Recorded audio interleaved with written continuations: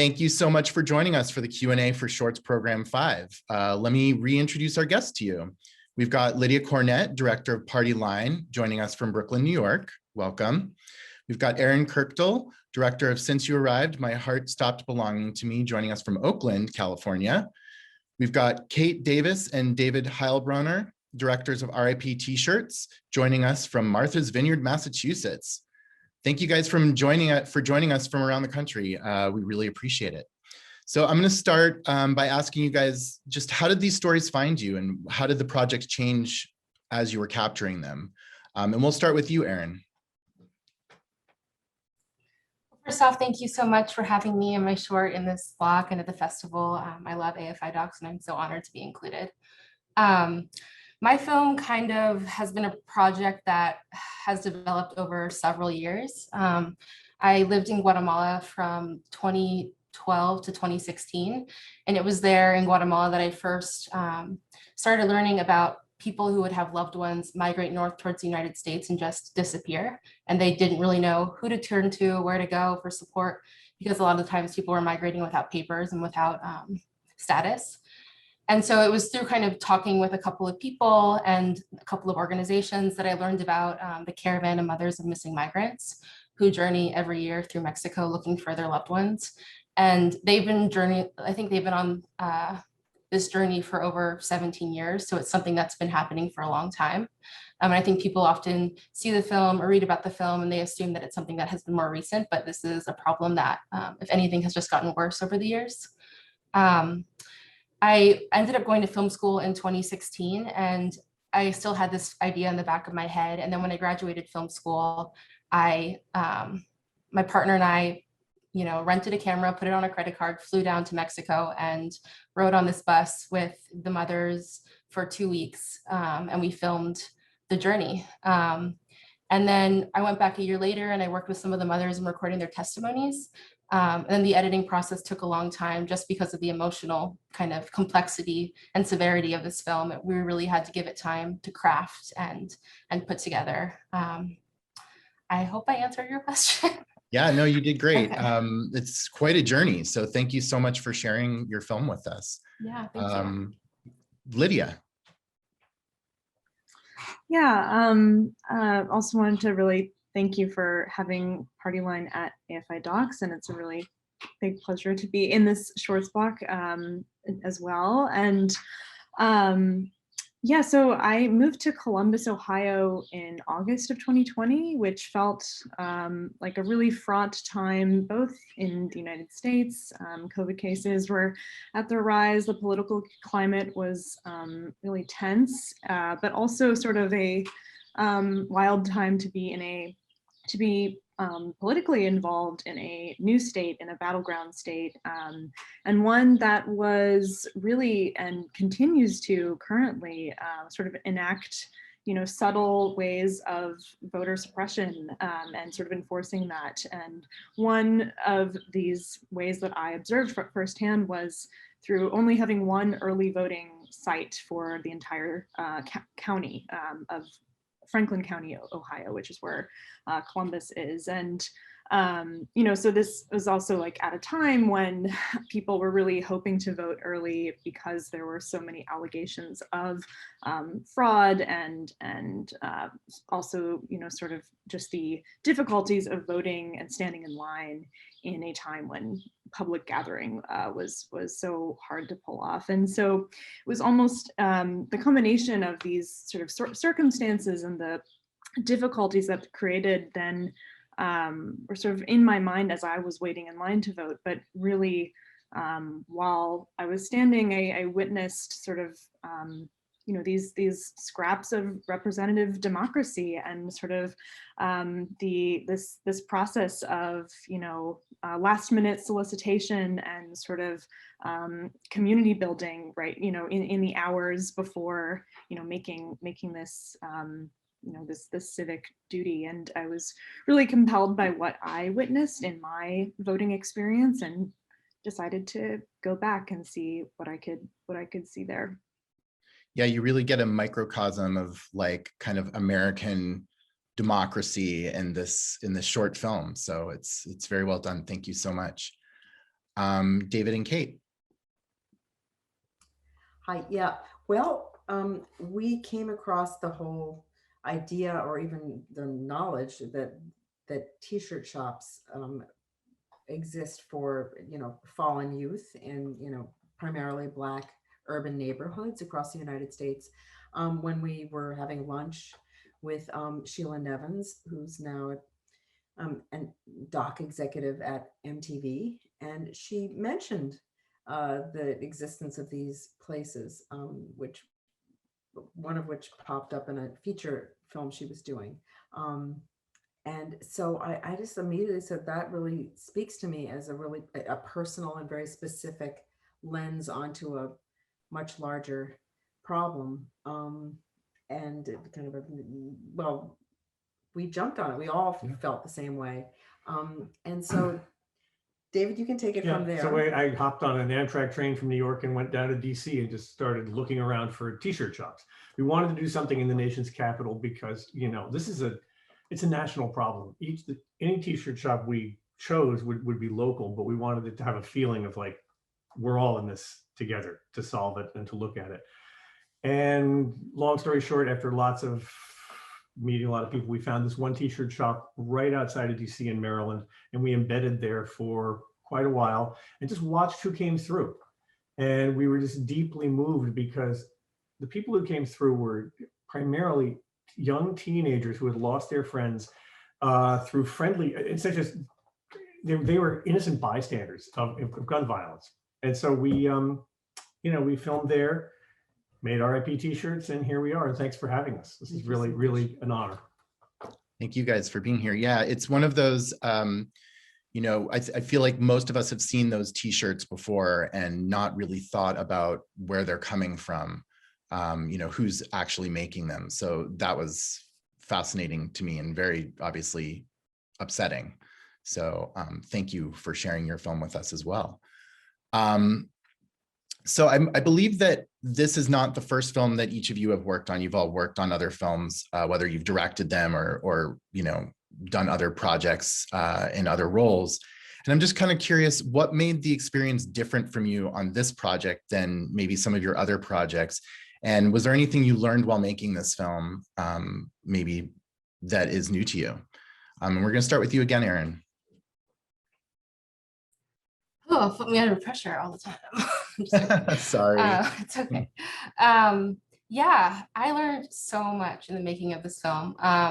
Before, this was kind of the first film I made outside of like grad school. And so not having any real like external structure of like, oh, rough cut is due here this date and like a fine cut is due this date made the process really long. And I was also working full time while I was making this film. So I think I just had to kind of let go of my preconceived notions of like a film should be made in an X amount of time and just really let this material and process take as long as it needed to take. Also for this film, we did pretty much no pre-production. We kind of flew down and met all the mothers as we started filming with them. And for me, I tend to really like to build those relationships over time. So it was kind of a bit uncomfortable for me just to introduce the camera right away. And with that said, I think for me, when we look back at the footage, the first couple of days of filming with the mothers, I can see my kind of uncomfortableness in that footage. And I think it kind of pushed me, I'm more of like a quiet, soft-spoken introvert. And so it pushed me to be a little bit more outgoing in my relationship building. And I kind of saw that in watching the footage about how much more intimate it got over the process of shooting. And I think, the last thing I'll say is, yeah, every documentary film I watch, I have so much respect for. Just for like the process that you don't see, like what doesn't make it on the screen. And so it just kind of through the process of making this film, like the longest cut we had was like 2 hours, I think, which is like now we have a 20-minute film. So whenever I watch a film, I'm always just like so amazed and so excited for the filmmakers and their completion of it because it takes a lot of effort. It absolutely does. Well, your efforts definitely show being successful. So thank you. Lydia.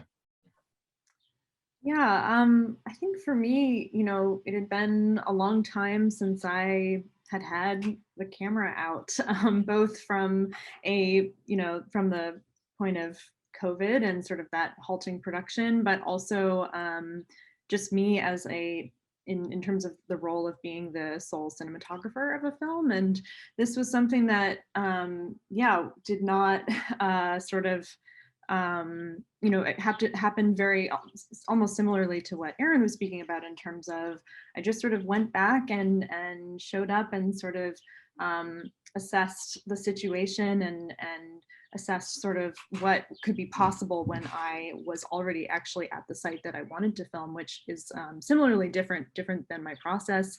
And yeah, also just had before in other projects worked with collaborators, a small team of maybe 2 or 3 people. And with this, it was just me and one other person doing sound, and we shot it all in 2 days. So it was a really, really sort of scaled down version of what I usually would say my process has been. But I think that sometimes those limitations can, lead to really, really interesting creative challenges in the edit, which this definitely turned out to be.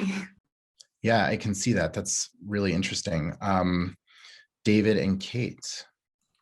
Well, we've been making films together for a long time. This is probably, I don't know, we've made 8 feature-length docs and some shorts and various other things. This film really was deeply different than anything we've done, because we've done films about Black America. We did a film about Sandra Bland. We've done a film about traffic stops. And we knew that, the world has gotten a lot different than when we made those films 5 years ago or so. We knew that we were white people coming and telling a Black story, and that is some dangerous territory in a more awakened world. So we took on in this film all Black collaborators. In fact, many of them from the neighborhood where we were filming. We thought the idea of allyship, of really learning from and embedding in the community in a deep way, would change us. And we thought it was humbling, because I thought coming in, I'll do this and I want to open my mind, but I bet I know what I'm doing. And man, did we learn a lot. We showed cuts, and we had all these preconceptions that had to be washed away, and recut the film and look at it through a new lens. And it even ended up where we have a guy named Big G who has a go-go music band out of DC. And Juan Glover. He ended up writing the theme song for the film. And anyway, it took us to some pretty cool places politically, in terms of becoming a lot wiser about what it means to be a filmmaker entering into a world that's not your own. Yeah, and I think the allyship also was a critical ingredient, at least for this particular film, in that, our sort of outside perspective also helped some of the people in the film go, wow, this is really an astonishing everyday reality, that there are mass murders on this street that go vastly underreported, with little kids being, a large part of the fallout. So as you'll see when you see the film, I mean, our main characters are just these little, when I say little, I mean, they're like age 10, 11, 12, young African-American women who have lost best friends that day, a few days before. This goes on all the time, and the very subject speaks to a gulf, in America, between socioeconomic groups, racial groups. And so together, I think we all really felt we were on a team to bring this story to light. It's not just the Parkland and the, in Newtown shootings, where we almost routinely lose young lives. It's people who are underrepresented and really not given the dignity that they should have. Yeah, that's interesting. One question that comes up in my mind is kind of, how do you navigate, and I'll ask all of you guys this, how do you navigate kind of being an interloper to some degree in your situations? You're going into a world and you're trying to capture the world, and maybe you don't have all the pieces. What kind of reactions are you getting from people? How do you feel comfortable enough to do the job that you're set to do? And we'll start with you again, Erin. Yeah, that's a great question. I think for us, it was like just being on the caravan with the mothers. It was really interesting to see the role of journalism in Mexico, and like there were a lot of journalists following the mothers as well, and like recording their stories and recording their trauma.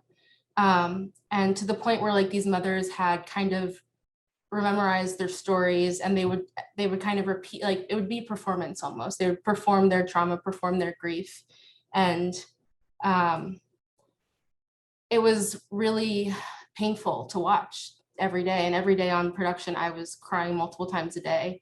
Um, and when I went into recording the testimonies with the mothers, I think I wanted to approach their stories through different lenses besides like tell me what happened to your child, but more so focused on them and how trauma has manifested in their life and their health. What do they dream about? Do they sleep well? These questions that I think they had never received before. Um, and I think a lot of the mothers have seen the film already, and because it is a short film and it's only 20 minutes long, there's so much that's not included. So much about, you know, each individual child and their journey and why they left their home countries. And I think the most successful shorts are the ones that are somewhat simple, or that have like that aren't trying to do too many things. And like in creating this film, I think I kept me and my editor and my cinematographer, we kept on returning to like what is the core emotion here? And I think we really wanted to explore the grief of a mother losing a child, something that is like really universal and not just in this instance in Central America and Mexico.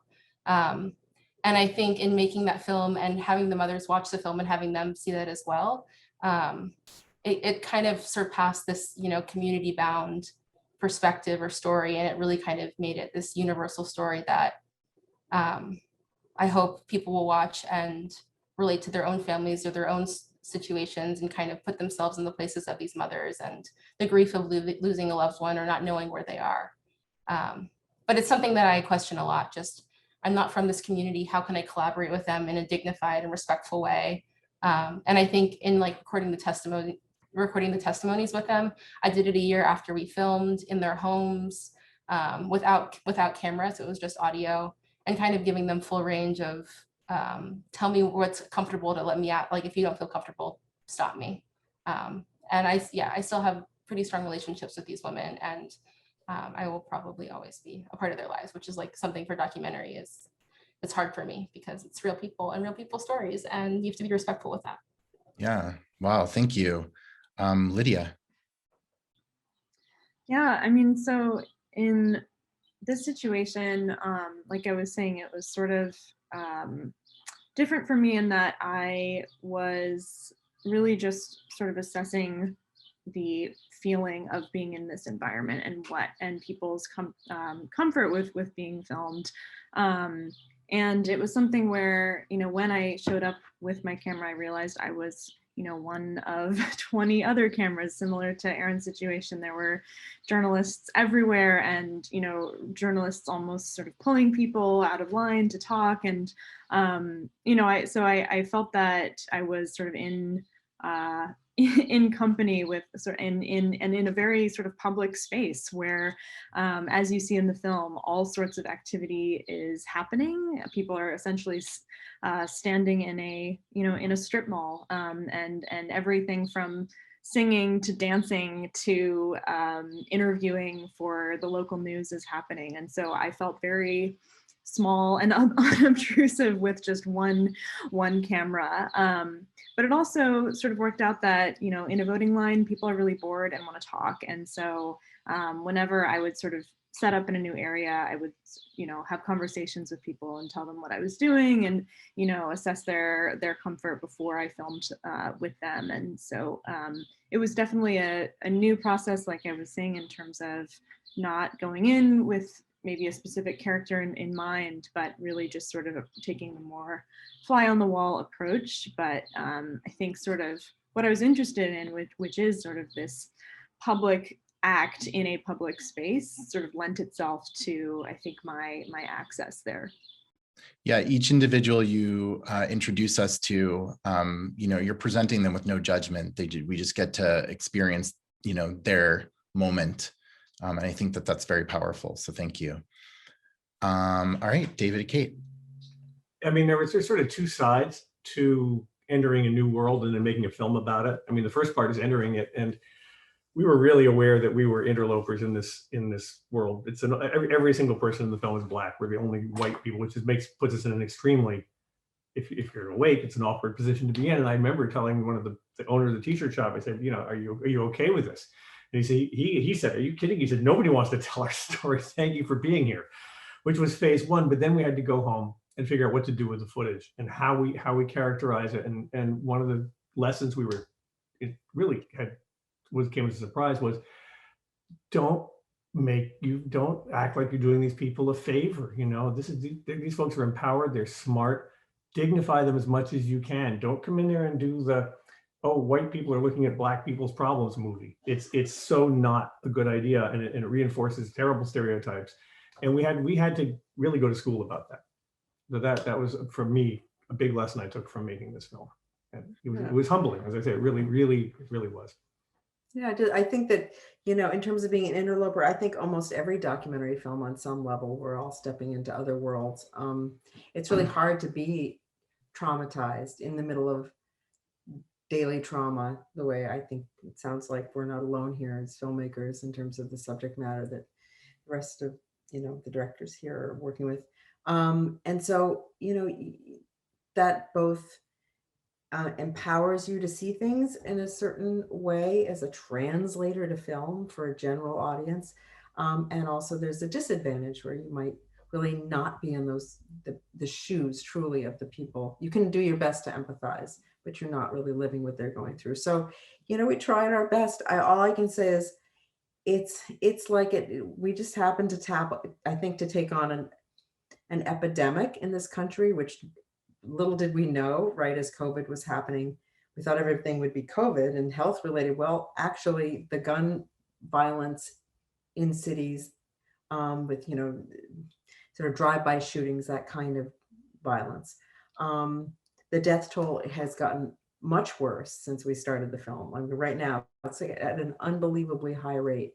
And the DC area is where we shot, right outside DC, is really peaking right now. So it's become even more trenchant, you know, as people's lives are just much more difficult, and these neighborhoods are underserved. So as David said, the people in the film just were I think glad to just be able to tell it like it is. We just try to get out of the way in film, and it was really their words, their experience, and it's devastating, but to me doubly devastating because of how routine it is and how overlooked it is. So I feel like my small job is just to serve it up and be a conduit.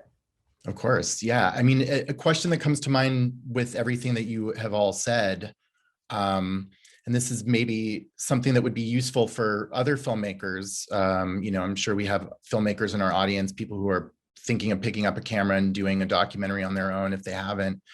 What, in brief, because we're running out of time, but what do you do for self-care when you're making a film about something that's kind of, you know, heavier, or you're putting yourself in a situation with people with other politics than yours that, you know, might get angry or might make you uncomfortable? Erin. I started going to therapy when I made this film, so I would recommend having someone to talk to about the emotional journey of making a film and the bearing witness to other people's trauma, secondary trauma, I think they call it. Having a community of other filmmakers who've gone through similar things and just being able to chat with them about it was really important. We were editing this film kind of when COVID was happening too, so it was just like, it was a lot. And I think my partner and I, he was the editor and cinematographer, so, you know, also being in a relationship in lockdown while editing a film was also hard. But we started doing this weekly thing where we would just go on hikes, and we would have difficult conversations while we were hiking and not looking at each other and like physically exerting ourselves. And we talked about the film a lot and different processes of edits, and that was really helpful for us to get out of our body, or get out of our minds and into our bodies. That's lovely. Thank you. Lydia. Yeah, I think Erin said it so well. I mean, I think different forms of listening, whether that is, you know, someone who you can confide in to listen to your own experience and way you are grappling with the work you are doing, and then also ways that you can continue to learn more and continue to learn from other perspectives sort of about, you know, the world you might be entering. And I think both in tandem are really, really important in sort of, you know, making a work that is, because it's time-based, because it's moving from something that you are filming to then something you're constructing and editing. It's an evolving work and has to evolve with different perspectives. Right, right. David and Kate? Good friends, good bottle of wine, helped a lot. We have each other. We've been doing this for a long time. We've been through some films that definitely give us PTSD. Yeah, It's it's a really good liability. question. I mean, for me, it's I just try to keep the big picture in mind, you know, rather than just completely absorbing the emotions that are in the footage and the people that I'm lucky enough to have met, you know, and really get to know outside of the filmmaking. It's you know, when it just gets too heavy, I just go, no, it's really going to serve a larger purpose. You know? Right. Well, thank you so much. I know that that's something that we'll see more of with all of your work, is you guys diving into worlds and sharing them with us. So I really appreciate that. Hopefully this recommendations, the advice that you gave, will help some other filmmakers. Unfortunately, our time is over. I want to thank you all for being here today with us. So thank all of you guys. And then thank you to our audience. Please tell your friends to watch the films in all of our shorts programs. They're available to screen throughout the festival. And we'd love to hear from you on our social media. So hashtag AFIDOCS. And join us for other great films, virtual content, and ways to interact with our filmmakers through docs.afi.com. Thank you all, and goodbye.